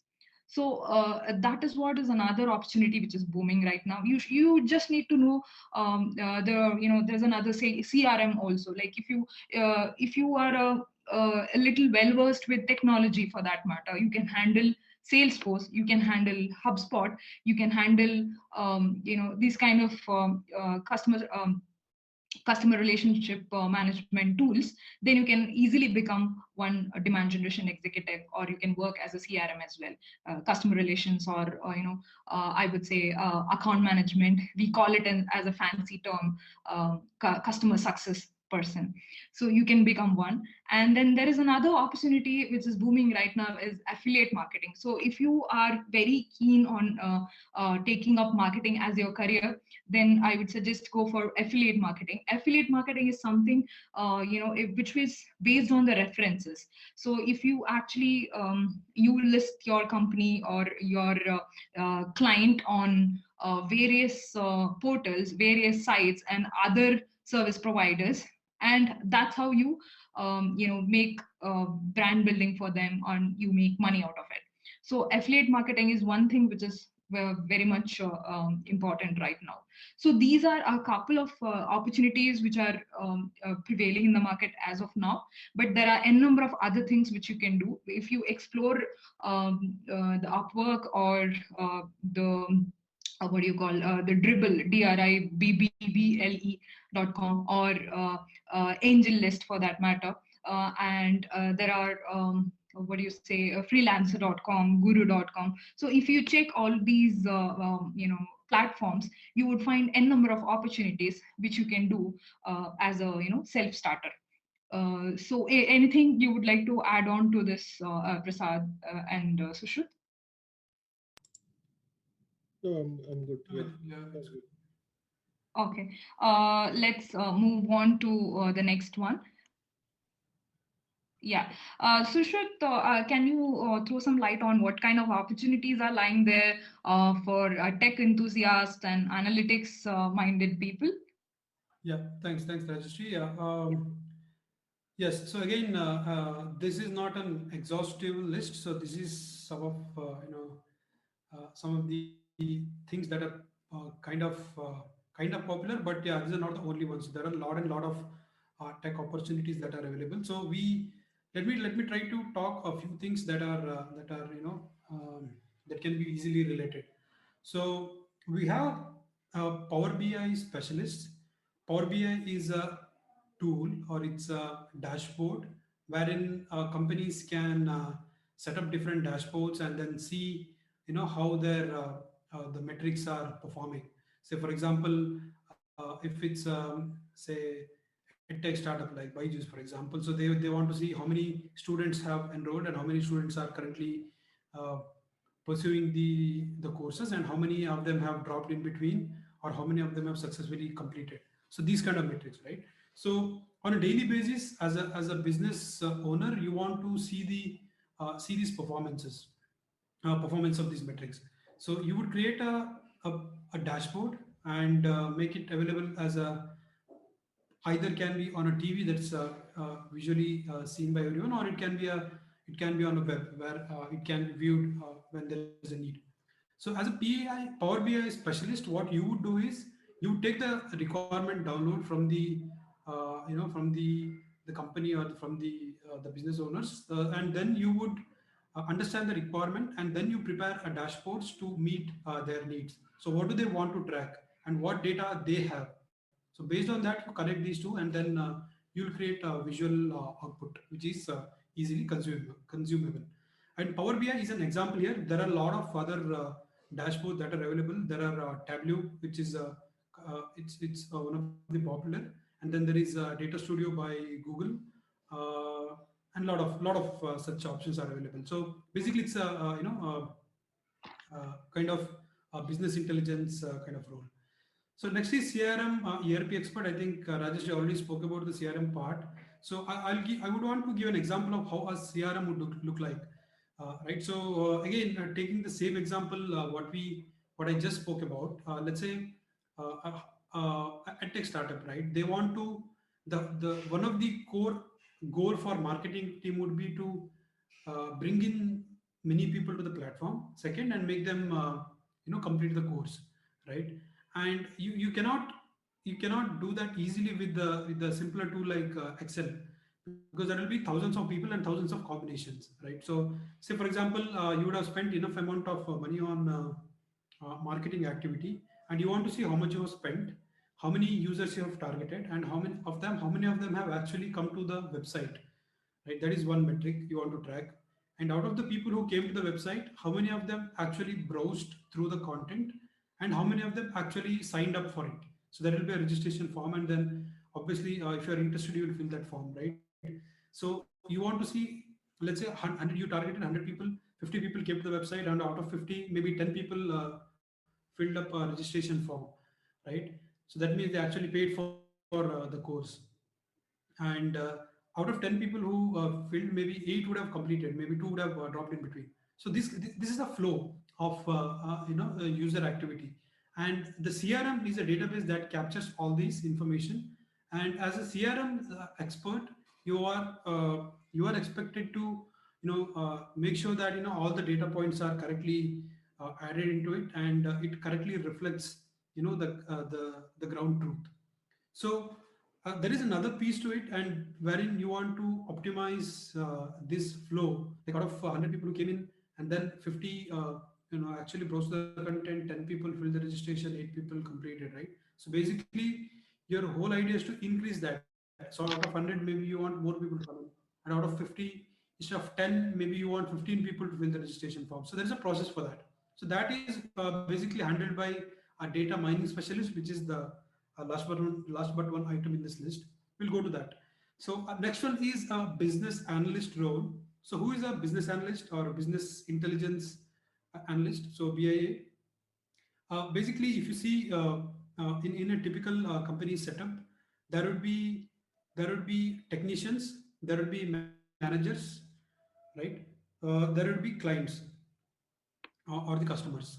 So technician will be expert in one particular domain, or maybe it can be a software developer, it can be a developer, it can be data scientist, or it can be say a dashboard developer. So in part, the customer part is somebody who is typically is supposed to have a problem or a challenge, right? And he wants a solution for that. He doesn't understand any of the technicalities of the work, how that is going to be solved. So now business analyst is somebody who sits in between, tries to talk to customer, and then tries to understand the requirement, convert that into the problem in which this technician will understand, and then acts as a link between both of them, right? So that's typically a role of a business analyst. So a lot of times this kind of work can be outsourced, because the client would not be sitting in your office. He can be sitting somewhere else. So the taking the requirement from the client and then passing it on to the technicians is typically one of the job which is part of the which can be part of the gig economy. Somebody who's interested in that kind of work definitely can pursue. Coming to big data analyst. Big data analyst, yes, I think this is a trending word, big data, right? So it's as a big data analyst, what you would do is at a very high level, you would first go through the data, clean it up, remove the unwanted data, and then try to come up with some insights out of that data at a high level, right? So that can involve a lot of it can involve technical as well as non-technical aspect of work. So for example, so big data will be stored in some kind of databases, and that database you might need to have a little bit of skill to extract data from the database, not a deeper one, but at a high level, right? So first you need to be able to fetch that data, then clean it up, process it up, and then you should be able to give some insight saying that I can give an example of let's take the same example. So of a text starter. So maybe you can say that in last 1 year we have been able to grow our user base to the website, in the sense that month on month basis a lot of users are coming to the website, but that is not resulting in number of people actually buying the course or buying the buying the course basically. But these kind of insights, so that will help somebody to take decisions based on that, right? So as a gig worker or as a remote worker, you don't have to go to office. All you need is access to the data, right? And you clean it up, process it up, and then give back the insights. So then there is freelance data scientist. I think data science of course involves building the models and predicting what's going to happen. Say for example, the task is forecasting, or yeah, there are a lot of data scientist is a generic term. So there can be a lot of work a data scientist can do, of forecasting, classification, regression, or it can be image classification, natural language processing based tasks. So a lot of these things. So it's a very generic term, but yeah, it's gaining popularity with the the growth of gig economy, because again this is a digital work, and then there's no need for somebody to come to work. So this entire project can be handled by one single person. So that's why maybe you as a company you give a task to a data scientist, and he's expected to complete that and give it back. So data mining, as I said, it would involve looking into the data and then trying to solve that using the data to achieve the final business objective. Again, taking the same example of edtech, the main objective can be to increase number of people who fill the form, or fill the registration form, so that they will start enrolling for the course. So as a data mining specialist, you would do exactly that using different tools that are available. And web design, of course, we all know web design is a kind of task that's part of gig economy for more than a decade now. I myself worked as a web design freelancer when I was in my college days. So somebody would give you the content for the website. They would give you the logo, and then they would give you a brief outline of what all they want to have. And then as a web designer, you would code that and then give it back to them. So yeah, so these are different rules that are available, and I just will take 30 seconds to to share how you can enhance your skills on these based on this, right? So each of these, the best part about all these skills are that or these roles are that for each of them there is definitely a YouTube free available YouTube content, that is 100% sure. Second, there is also a Udemy course available for most of these the jobs, right? So and Udemy courses are pretty free, and then you can definitely enroll for them and then gain the knowledge. Third, what I would suggest is go to these job listing sites like LinkedIn, AngelList, and there are a lot of them. So the roles might not be suited for gig work, but definitely they will give you an outline about what each role is expecting out of you. So you can note down all those keywords and Google each of them separately, and then you can read more about that. So as I said, pick up one area of interest, whichever you think is suitable for you. Go to LinkedIn and go to AngelList and all Indeed or whatever the different job portals that are available. Search for this kind of job. Look through the JD, find the keywords, list down what you know and what you don't know, right? And then go to these courses and then enroll for it, complete it, and then you get the knowledge. And final step would be to showcase some project that you would have done independently on your own. So for each of these skills, there are some data that is freely available online. You can take them and then you can build some project out of that, so that you can showcase to your potential the work provider or employer, or it can be somebody who gives you gig work, right? So that's all about the tech and analytics part. Rajyashree, can you yeah, thanks, Sushruth.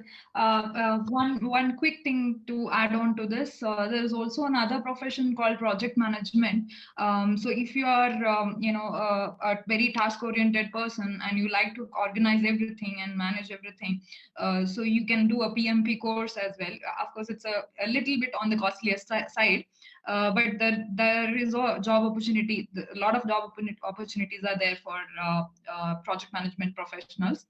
Then moving on to the next, let's talk about the benefits quickly. Sushruth, would you want to start? Yeah. Yeah, thanks, Rajyashree. So again, yeah, we have seen the different aspects of gig economy already, and then we have seen the different benefits and challenges. So let's summarize that here in terms of the benefits, right? So now in the current setup, one employee is tied to one particular organization or one job, and he's not supposed to is not allowed to work on multiple jobs, right? So the one of the advantages of gig economy or the gig worker can be, so he can work on multiple jobs parallelly, right? So that's one advantage, and he can gain experience and knowledge, and then he can contribute to multiple aspects parallelly at the same time. No, that there are advantages for that as well. Uh,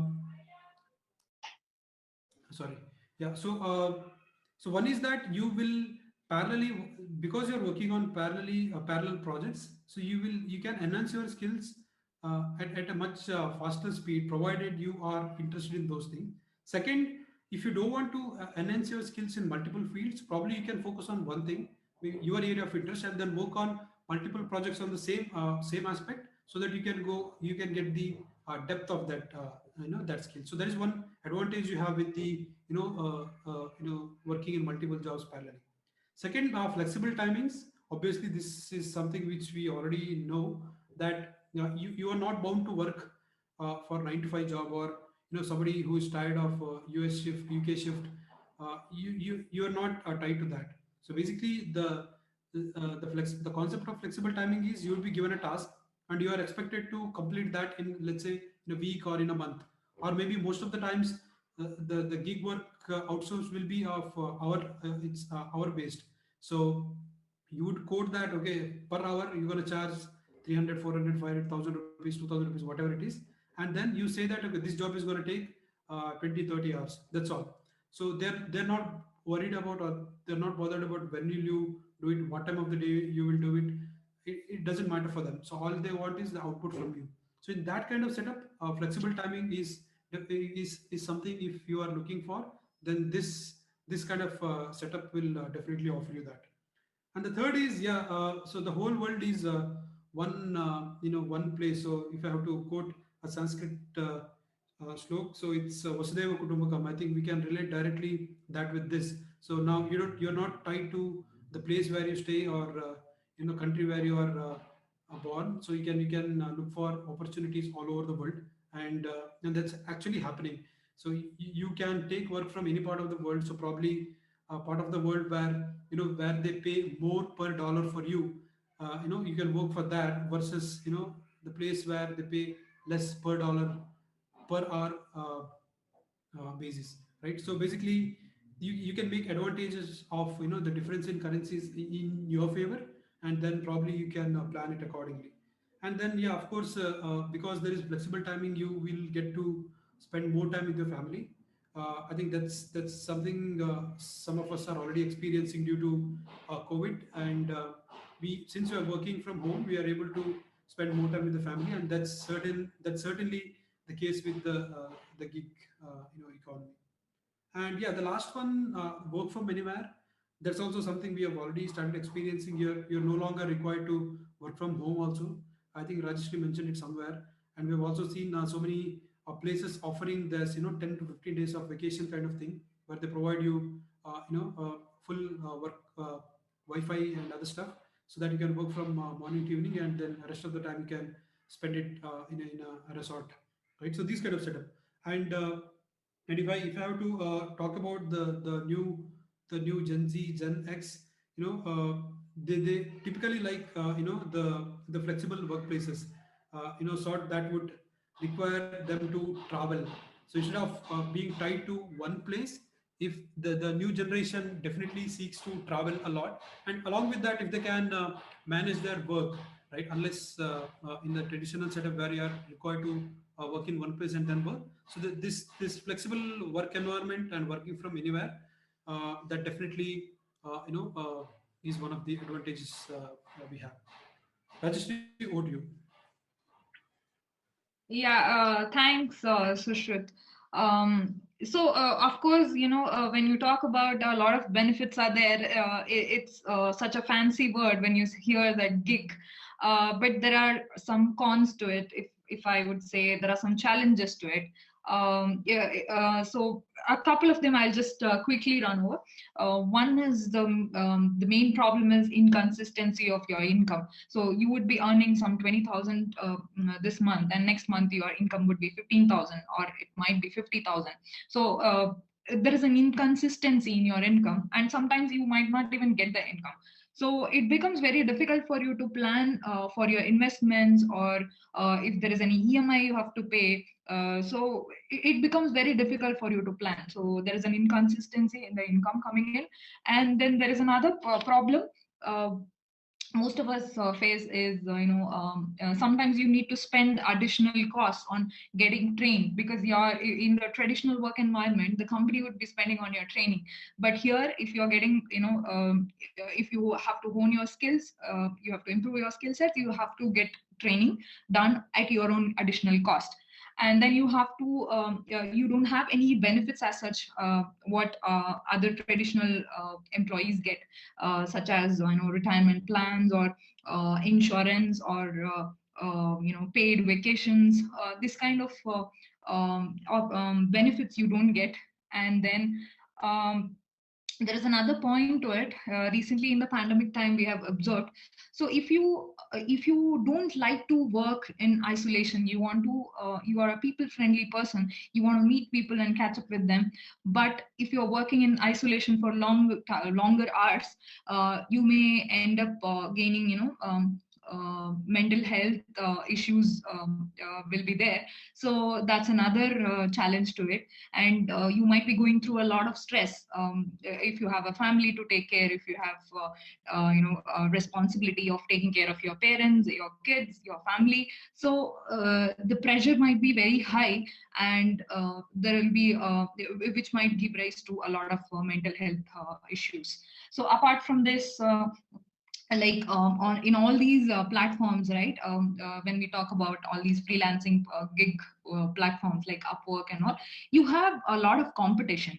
To stay on the top and always get the work for yourself, to beat the competition, you always have to struggle a lot. And at times you might end up doing a particular task for as less as $5, whereas that work might have actually brought you some $50. So basically the overall value of the work is also reducing because of this kind of competition. So this kind of challenges do exist as a freelancer or as a gig worker you might face, but you have to be ready to overcome all these and plan in your own way how would you succeed. So that is more important. Then we would move on to the benefits and challenges of what organizations or the employers face. Prasad, would you like to throw some light here? Yeah. Prasad and Rajyashree, I think we are almost reaching the time. I think let's try to.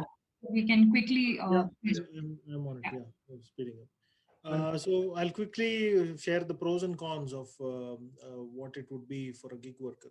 So the benefits would be certain points would be on-demand talent hiring. So you could hire talent easily because they're readily available for taking up multiple projects. Then you have access to varied experience, so or expertise. So typically, if you want to look at a specific expertise, gig workers would be more available in large numbers and readily available within a day or two, because rest of permanent employees would have to serve notice period and come to you after a specified period of time. Then you have speed of availability of new talent. That is again correlating to the your previous point that I mentioned. And you have a lowering long-term costs. So as a permanent employee, you would have a cost factored till the employee stays in the organization. But for a gig worker, it is good that you just pay the retainership over a specified project. And there's a lot of saving. Also, one more point is there's a lot of saving on infrastructure cost. Now, typically, a lot of MNCs and top organizations have already given options to many employees to continue to work from home because they're saving a hell lot of money on infrastructure cost, be it your reduction on the rent, maintenance, and the other toiletry items or household items or food, cafeteria, name it, anything related inside an organization, they're saving at a large quantity. But at the same time, companies are also facing a bit of a challenge when it comes to gig workforce.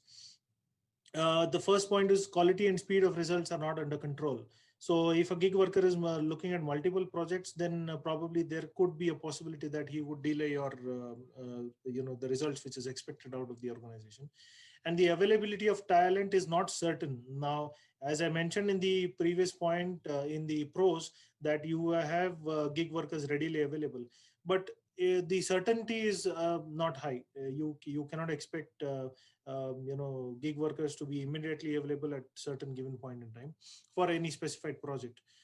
Then the continuity of work and knowledge transfer would be difficult. Now, if a person is working remotely out of a different location, getting the work and the knowledge transfer from him would be essentially a bit of a challenge. And there are IP and proprietary issues. Now, this I wanted to explain a bit, but since we are running short of time, I can just give it in a just saying that your IP, your intellectual property and proprietary issues, so anything that revolves as a the asset of Enzen, be it your document or any other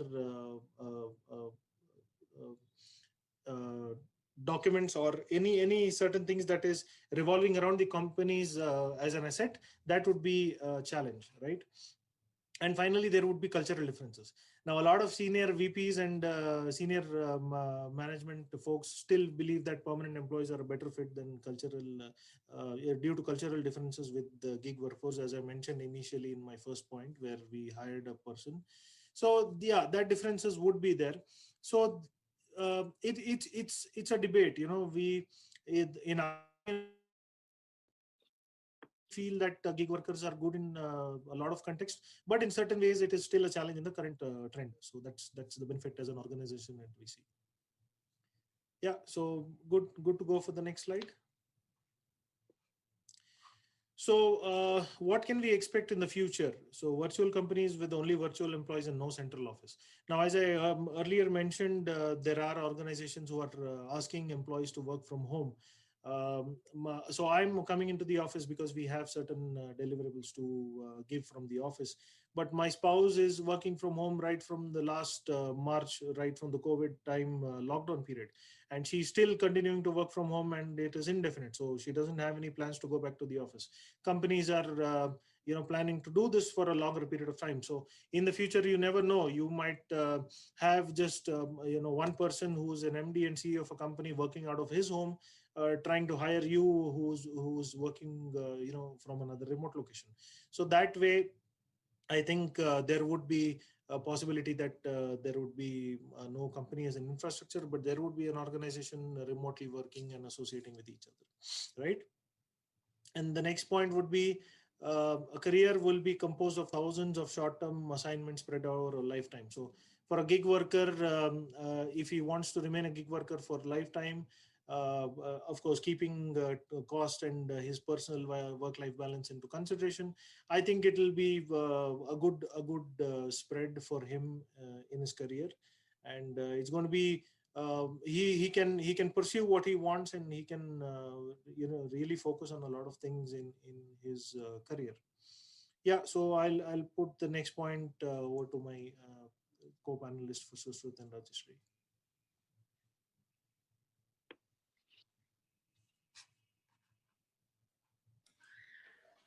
Yeah. So next let's quickly cover. The small businesses growth will lead to boosting wages. So this is another good aspect of gig economy, wherein the reason number of small businesses, or what we call as startups, they would those who are consumer facing, I think they would definitely need a lot of gig workers. So because of competition, again, we can expect that there can be boost in wages. That will to attract most of the talents. They might do they can do that by increasing the wages. Yeah. So Rajyashree. Yeah, so everyone will be responsible for their own success. You can't blame my manager did not tell me that you should have done this way, or my manager is responsible, my peers are responsible for my 360-degree appraisal.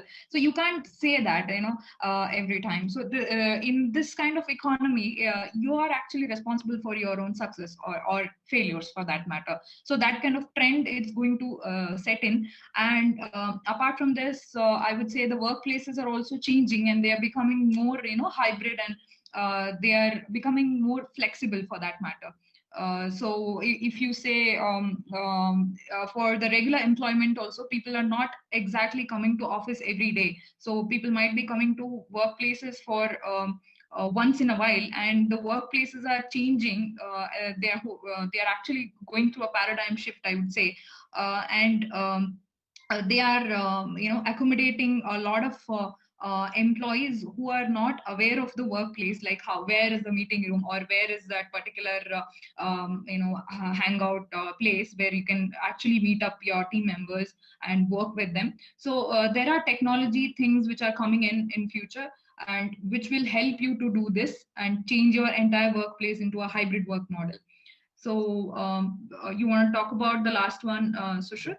Yeah. So quickly to cover the because of raising this gig workforce, so we can think that there can be a lot of new innovative products. So one of the things which we discussed earlier was the gig workers don't get the retirement benefits, right? So we foresee that there can be some insurance companies coming up with the plan specifically for the gig workers, right? So to plan for their retirement. So in the current work environment, as we discussed earlier, so employers will force you, encourage you to do that. Government will encourage you to do that. But in the gig workforce, nobody will encourage that, right? So you'll have to do it on your own. So there can be a lot of such innovative new products that can come into the marketplace. And the other one can be it's not a permanent work, right? So soon after you complete one, you have to go for the next one. So once you complete that, then you have to go to the next one. So you will have to spend enough time in researching for new jobs in a gig setup, right? So there can be a lot of solutions for that. Maybe some of the startups can come up with an idea wherein there is continuous flow of jobs that are available. So yeah, so there can be a lot of such innovative products specifically targeted at gig workers who might come in. So that's all about what we wanted to talk today. Rajyashree? Yeah, so thanks guys. So we are open to questions. So if you have any questions, you can just put in the chat box, you can just tell us. Yeah, sorry. My apologies, first of all, for the delay, but I have a hard stop at 1 p.m. So I think from the Q&A part, in the question and answer, we have 4 questions already. Sri. Okay. We'll go from the bottom. That is the first question posed. So the first question says, when companies are more concerned in loyalty, trust, do we really get to sustain in top management as gig worker? You want to answer to that, Sri, or should I initiate it? Yes, please, Prasad. I'm just trying to find the question. Okay. Okay. Right. So, specifically in my opinion, yes. If you look at a current situation, sustaining at the top management would be a challenge because we, as Indians, to be very precise, we have not essentially accepted gig workforce when it comes to our top management, because top management are the leaders of the organization, and they need to be at a sustainable ground. So at the moment, yes, I do see that as a challenge. But yes, having given said that, a lot of people, a lot of organizations rather, are accepting gig workforce. So I'm sure things would go good in a long way, right?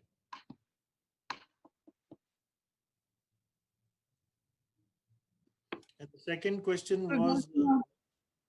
Yeah. Second question. There's another question. Yeah, go on, Sri. There is another question on, isn't there a chance of threat where gig workers or specifically high-skilled gig worker can create a monopoly demand for his work?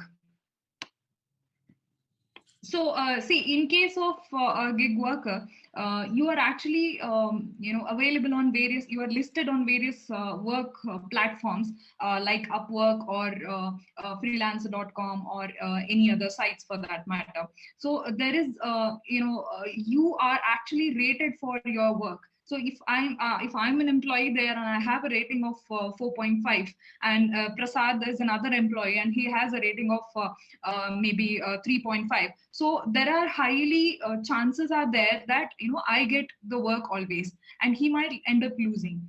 But there is another point to it, that what kind of amount I'm charging for the work I'm giving. So for example, if I'm charging $50 per hour, and if Prasad is charging $5 per hour, so there is a huge difference in the amount of work. The employer who looks at it that way, and if he is not, he feels that this work is not that important to me and not that critical to me, I can get the work done by a person who is charging $5. So that's how Prasad will also end up getting more work. So, and as and when he gets more work, he will also get rated by the employers, and he will also have a steady improvement in the overall ratings he gets. So there is no monopoly as such. If you see, it's going to establish very slowly, and the ratings are going to change, and you don't have any control on the rating as such. So if I have 4.5 rating, I can, if I have the capabilities to spend and advertise more on my work, I can do that. But there is also a set of employers who really look for cost efficiency. They don't want to spend more on these, so-called very highly skilled or monopoly workers, for that matter. I hope that answers the question. Yeah. There was one more question where it says, what is scope of loyalty, or what is relevance of loyalty to a firm if workforce of company is replaced by gig workers to a considerable level? Will there be loyalty? You can't expect any loyalty from a gig worker. Yeah, but just to give a gist of from an HR perspective, see, I would talk a short thing about the statutory part again, since I've been handling statutory compliances. So any consultant or any contract resource who's hired in an organization, first he or she would be going through a set of documents such as non-disclosure agreements, and then employee agreements. So or a contract agreement, which will be binding both the parties, and there cannot be any there cannot be documents which can be disclosed to the outside world. So when it comes to a loyalty of the sharing of documents or any other information, yes, both the parties are bound legally, and it can be challenged in the court of law. So in that terms of loyalty, yes, there can be this can be challenged. But when it comes to workforce, yes, that is something which we cannot measure at any given point of time. Loyalty is purely personal, and I as a person, how loyal I am to the organization, that is something will be that we need to look at. Loyalty is always a question, even in the traditional work environment, for that matter. Yeah, I think there is another question on the work unions. How gig workers will make union grow or strong? I feel it's highly tough to have union inside company itself. Yeah, that's true, Sri Raksha, for that matter. See, inside a traditional company environment, you are a worker, you are like a bonded labor there, and you are supposed to follow the standards set. So you can't say that you cannot fight for your rights or benefits, for that matter. But in case of gig workers, you are actually free and you are independent. You are contractor, so you don't need to worry much about the company's reputation or something like that. And I would say in the long run or in the future, there would be tools coming up. There will be products wherein a lot of gig workers can communicate to each other, like their peers. Like how we usually inside the traditional work environment, we actually communicate using social media of LinkedIn, or there is a Slack collaboration tool inside your company, or a lot of collaboration tools are available.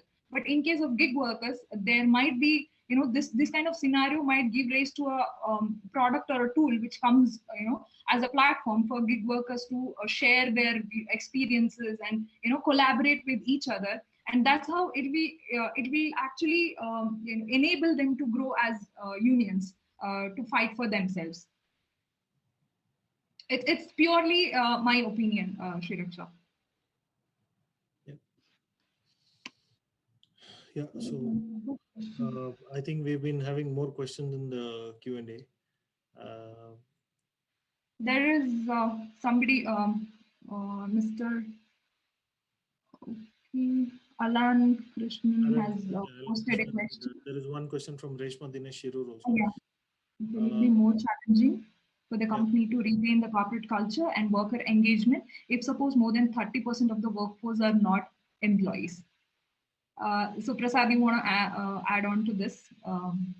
Yeah, it's a little bit extension of the parts what you have spoken about already. Yeah. Yeah. So corporate culture and worker engagement, yes, it is not challenging as such, because see, if you consider startup, for example, they would definitely want to cut down their cost and long-term cost on the employees. So for them, gig workforce would be the right fit, because when you say a startup company would want to look at cutting down cost on the employee starting, and then following up with the infrastructure cost. So I essentially would believe that it purely depends on the organization. There are many companies who have hired gig workforce at a larger percentage. But for certain conventional companies, yes, gig workforce would be at a lesser number. But when it comes to startups, I definitely feel that basis the culture that they want to define at the beginning is what will revolve around hiring the workforce, be it gig workforce or permanent employees. Yeah, I hope I've given at least a small perspective on the question. And also, like from the employer perspective, right?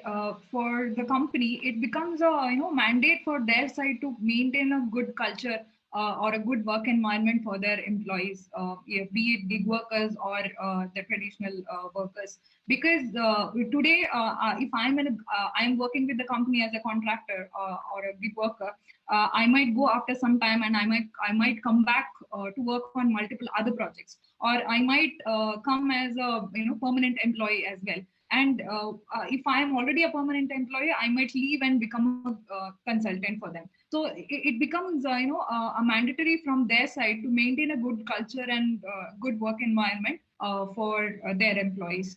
So they can't lose on that part. There is another question. It's already 1:05. Yeah. I believe we are running short of time. My apologies again. I have a hard stop.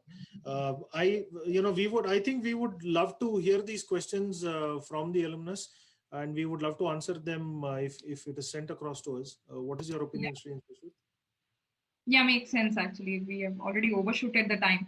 Yeah. We overshot. So I request our alumnus to take back the Yes, so we will send the questions through the mail, and they can be answered later. Yes, please. We would love to answer them. Yes, sir. Okay, thank you so much. I thank all the panelists for conducting such a beautiful panel discussion and thought-provoking session for all of us. And we have already reached the last stage of the first session of the first day of Nitte Management Conference.